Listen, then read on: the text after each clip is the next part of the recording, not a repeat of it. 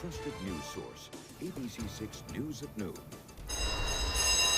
ABC6 going back to school. The buses were rolling early and often this morning, bringing students in Providence Public Schools back to the classroom.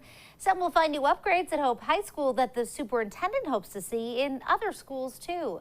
ABC6 News reporter Natalie Norrie brings us the flavor of the first day. The first day back at school in Providence filled with new backpacks, shoes, and staff happy to see smiling faces. And it was great just seeing everybody again, especially without the masks. Staff as well as students excited to get the new year started. All of the students will be in school, hopefully every single day. We want to get almost perfect attendance. It's a great day, and we're doing everything in our power to make sure that we make up for any lost time. And this new school year coming with new goals. And what's bringing joy to me today is the first day of school. Not only there's the first day of school, is the returning back and making sure that as we move forward, we're doing everything possible for our students. After a tough few years in the classroom during the height of the COVID pandemic, the goal this year, the introduction of more social and emotional services. We've all been impacted by the pandemic, and coming back to the school building gives them a sense of community, and we're prepared to meet them and meet their needs, not just their academic, but their social emotional needs. Social workers, psychologists, and guidance counselors will be more available to students this year, something the Providence School District felt was necessary to offer. The kids are going to be able to really, find that adult that helps them if they're in a crisis or if they just need someone to talk to. If my own children could have benefited from something like these programs that are coming into the building, I mean, it would have been amazing. The commissioner telling ABC6 that teachers in the district are also being trained to learn how to have deeper conversations with students.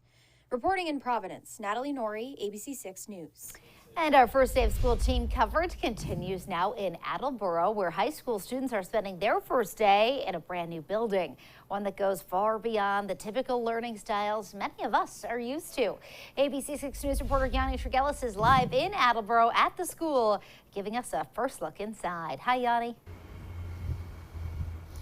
Yeah, good afternoon, Noreen. Well, the first day underway here at 1 Blue Pride Way, and the students making their way into this brand new high school earlier today in Attleboro. And with this new school comes new opportunities for staff to teach and educate these students. And as Principal Kate Campbell tells us, it's not just about what those students learn inside of this building, it's how they learn it. It's not a traditional learning environment. This is an environment where learning occurs all day, every day. After almost 7 years, class is in session at the new $260 million Attleboro High School. But the school's 4-floor, state-of-the-art design takes students beyond just the classroom, giving them a chance to learn valuable life lessons they'll bring with them far beyond their high school days. You walk through this building and you see the learning, you envision it, you know what this building can mean to kids and to staff. Inside the school's walls, you'll find a newly designed gymnasium, auditorium, and cafeteria, as well as a bistro that will soon be open to the public with food cooked fresh by culinary students. That's part of the high school's comprehensive learning curriculum, where in total, students can pick from 18 total career and technical education paths, including cosmetology, engineering, nursing, and dentistry. You learn in your classroom and then you apply it out in the project space, and how to think and how to problem solve and work collaboratively. We want to send people out to the world who can bring those skills and connect them to whatever. With students now fully welcome back to the classroom after 2 years of precautions with COVID, these learning styles usher in the new era of schooling. And Principal Kate Campbell says a part of that includes their newly designed cafeteria, where students will do more than just eat lunch. As Campbell calls it, a central part of the building for learning and engagement. To see kids back to interacting with one another and laughing and smiling and talking about real life things, that just camaraderie we've had to move away from, but we're back. The school consists of 4 different houses, all connected by the cafeteria, Campbell says, with each one offering a different learning experience, unique to each student. It should be a place where students and staff want to be, and that's been tough for a couple of years. another part of that comprehensive design of this new high school was advanced security, as many schools across the country take precautions. And here at Attleboro, that includes cameras and scanners to get inside of this school on all doors. And the bistro, which will be open to the public soon, is actually not connected to any other parts of the school. It essentially is its own part inside of that building, so you cannot enter the schooling area from any points of that bistro. Reporting live in Attleboro, Yanni Trigelis, ABC6 News. Yanni, thanks. And a reminder, with the first day of school, slow down. School zone speed cameras in the city of Providence are on alert. 20 cameras across the city operate from 7 a.m. to 6 p.m. on school days. Back in April, the city changed the location of 6 cameras. Per state law, the cameras have been turned off since the end of last school year. If caught speeding, you could face up to a $50 fine. And be sure to stay with ABC6 and ABC6.com for your back-to-school coverage. Tomorrow on Good Morning Providence, students in North Providence head back to school as the district works on getting voters to approve 3 new schools. We'll have more on that. But now we turn to the weather and take a live look outside with our sky cam. What a beautiful day out there for those who did start school today, but there are plenty of kids, Chelsea, who still have a few days left of summer. Soaking up some summer-like weather outside for this afternoon.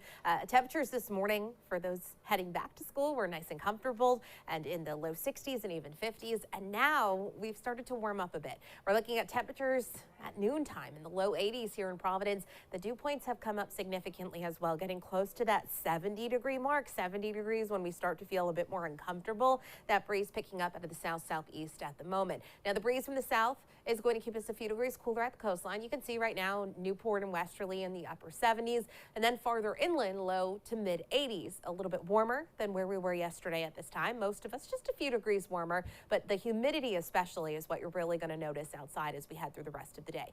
That being said, sunshine, just a few of those passing, nice fair weather clouds. We're not looking at any rain in our forecast for today. There is a cold front up to our north and our west, some clouds and showers up towards the Great Lakes. That's going to be a slow mover. We're looking at rain-free conditions for the rest of the day today. Just a few of those passing clouds. Rain-free overnight, rain-free into tomorrow. It'll be late tomorrow night that we're tracking the risk of our next chance of rain, and really our only chance of rain in that 7-day. I'll break down all the details in just a few minutes. Story. All right, Chelsea, thank you. In political news today, the congressman who represents most of Bristol County, Mass, is not exactly backing the president's student loan forgiveness plan. Democrat Jake Auchincloss, the 4th District rep, said he would have rather President Biden put the money toward medical debt relief. Other Democrats in the House, including Ohio's Tim Ryan, who is running for Senate, are also against the plan. Massachusetts Governor Charlie Baker called the plan unfair. And on this issue, I would have taken a different approach. So, for example, with that sum of money, we could have relieved all medical debt in this country. That would be more fair, and it would be more progressive in that it would disproportionately help those with lowest income and lowest wealth. President Biden argues his plan is not going to cause additional inflation and will generate economic growth. And now to a traffic alert. After several delays, the Rhode Island Department of Transportation begins renumbering exits along 95. The first signs went up overnight on the Attleboro-Pawtucket border. And for the next week or maybe longer, the DOT will continue the changeover. All exit numbers from the Massachusetts border to the Connecticut line will change to correspond with the mile marker along the highway. And now to an ABC6 follow-up. We can expect to learn more this week about the suspect arrested in connection to the murder of a 15-year-old in Providence in July. We first told you about the arrest Saturday night. 15-year-old Gervonta Tilson was shot and killed on Wallace Street more than a month ago, marking the city's 5th homicide of the year. Mayor Lorza says that police have solved 100% of the city's homicides this year, and the work isn't stopping. Still to come here on ABC6 News at noon, a forum tonight with the candidates for mayor in Providence. Details on that event. And early voting underway, how you can cast a ballot ahead of the primary in September. And we'll have to wait another day. Why NASA scrubbed today's launch of the Artemis.